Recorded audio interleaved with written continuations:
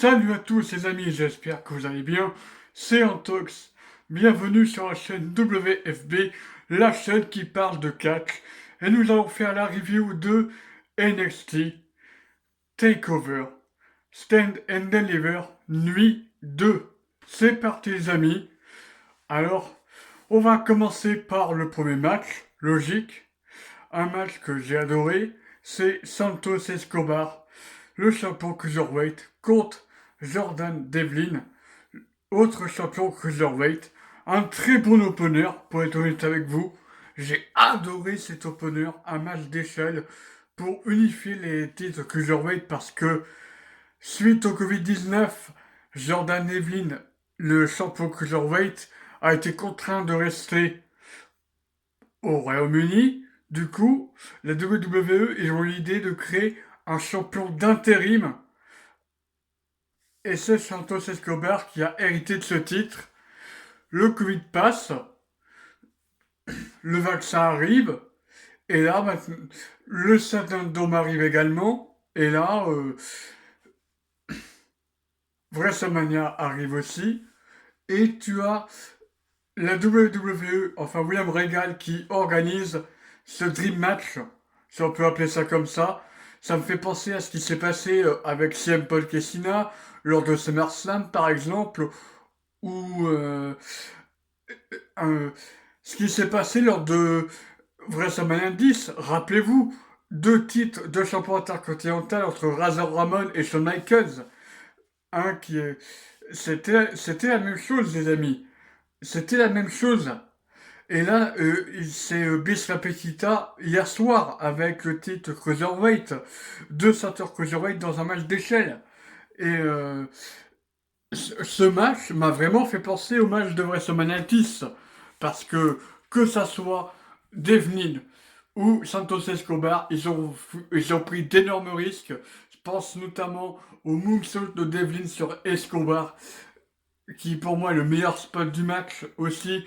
Il y a eu le moment prévisible, certes, mais qui a permis à Escobar de gagner. C'est l'intervention des Legado des Fantasmas. C'était logique qu'ils allaient intervenir.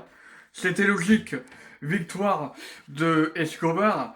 Bon, Jordan Devlin a pu se remettre de ça. Il a titillé un peu Santos Escobar pendant 5 minutes. Mais voilà, Santos Escobar mérite amplement ce titre. C'est un très bon heel, c'est un très bon champion cruiserweight. Rien à dire. C'est une bonne ligne de catch. Je mets un petit 8 sur 10 sur ce match. S'il y aurait eu du public, pour être honnête avec vous, j'aurais mis un petit 9. Ou un 9,5, ou un 10, je sais pas. Mais s'il y aurait eu le public, ma note serait plus haut. 8 sur 10 pour un opener, c'est pas mal. Ensuite, deuxième match de la soirée, et encore un match de titre. Match pour le titre féminin par équipe de la NXT. Euh, vous connaissez mon avis sur ce titre.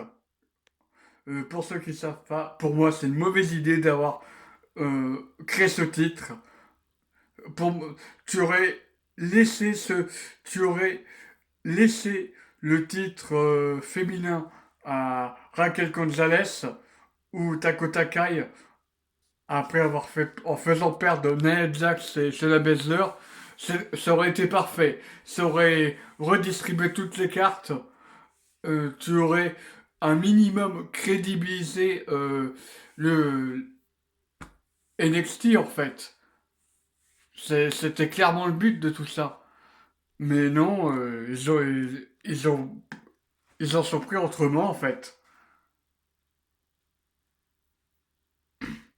Ils en sont pris autrement. Et que dire de ce match? C'est un beau match face à Cody Slowey et Indy Hartwell contre Zoxy Blackheart et Ember Moon. Un bon match, rien à dire. La victoire est prévisible, certes, mais c'est un bon match. Le finish du match est simple, Eclipse, puis David Senton sur Indy Hartwell. Très bon match, très bon finish. Un, un petit 8 sur 10. J'ai bien aimé ce match, il y a eu beaucoup d'intensité. Mais c'est rien comparé au prochain match dont je vais vous parler. On a ensuite eu Johnny Gargano contre Bobson Reed. Bon match.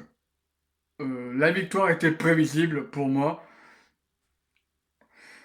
En soi, j'aurais bien aimé que Bobson Reed euh, remporte le titre, mais d'un côté, tu te dis, Johnny Gargano, il va rester là pendant un petit moment. Et je pense que Johnny Gargano va rester là encore un an, tout comme, tout comme une dispute d'Hydra. Et je sais pas, en soi, je souhaite que il rejoigne le roster principal. Mais quand tu vois la qualité in-ring du roster principal, et quand tu vois comment sont bookés 99% des catcheurs qui ressortent de NXT, ça fait peur. Tu, tu préfères qu'il reste ce beau monde-là. Tu préfères qu'il reste à NXT. Les Gargano et tout ça, là. Et là, j'ai vu un bon match, une belle clinique de catch, un petit 7 sur 10, pareil. J'ai rien à dire sur ce match. Pour le match suivant, Karrion Kross contre Finn Balor, alors j'ai adoré le match. Parce que, déjà, tu ridiculises pas Finn Balor, dans un premier point. C'était un match serré. Finn Balor a tout tenté. Karrion Kross a tout tenté lui aussi. Il y a eu les pelly kicks, les coups de grâce, les 96 du côté de Balor. Il y a eu le quad jacket, les souplesses, des... et d'autres prises, des powerbombs aussi, enfin bref. Mais et le coup d'épaule aussi, pas le coup de coude au niveau de la nuque, qui a achevé Finn Balor, qui permet à Karl Cross de remporter le titre. Très bon match, encore une fois. J'ai envie de mettre un 9, voilà. Parce que le match entre Adam Cole et Kyle O'Reilly, j'en parlais tout de suite, il a été exceptionnel. Vraiment, c'est un match 5 étoiles, c'est pas possible. Dave Messler, réveille-toi s'il te plaît et mets un match 5 étoiles à ce no hold bar entre Adam Cole et Kyle O'Reilly. On a tout vu dans ce match, de la violence, des coups de chaise, des, des coups de chaîne, un moment ils se projettent dans les barricades mutuellement. Un moment, il y a un spot où ils sont au niveau de la scène, là, au niveau de la rampe. Euh, il faut une espèce de souplesse bizarre et ils détruisent la rampe. Franchement, j'ai adoré. J'ai adoré cette violence qu'il y a eu entre les deux. Il n'y a eu aucune pitié. Euh, Au final, c'est Kyle O'Reilly qui gagne avec une descente de la cuisse, assistée avec la chaîne pour la victoire. Franchement, il y a aussi cet échange style New Japan parce que les deux ont déjà combattu partout dans le monde, à la ROH, à la New Japan, donc ils se connaissent par cœur les mecs. Adam Cole et Kyle O'Reilly, ils se connaissent par cœur. Donc forcément, il faut s'attendre à, à des cliniques, à des références hors États-Unis, hors WWE, si tu vois ce que je veux dire.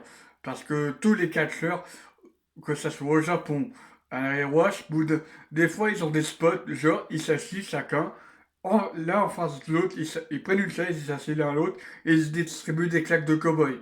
Des fois ils font ça mais à genoux. Et j'aime bien ce genre de spot, c'est marrant, c'est divertissant. Et après, bah, évidemment, les spots que je vous ai annoncés ensuite, et le spot final avec la descente de la jambe là, de Kyle O'Reilly, qui a détruit Adam Cole. Voilà. J'espère que ça va se terminer là, qu'il va y avoir une réconciliation de Undisputed. Vraiment, je le souhaite.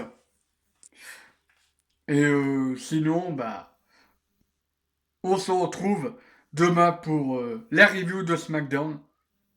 Ou tout à l'heure, je ne sais pas à quelle heure sera le show, à quelle heure j'aurai mis le show en ligne. Voilà. Je ne sais pas si j'aurais mis soit vendredi soir ou samedi matin, je ne sais pas. Tout dépend de la collection. Prenez soin de vous les amis.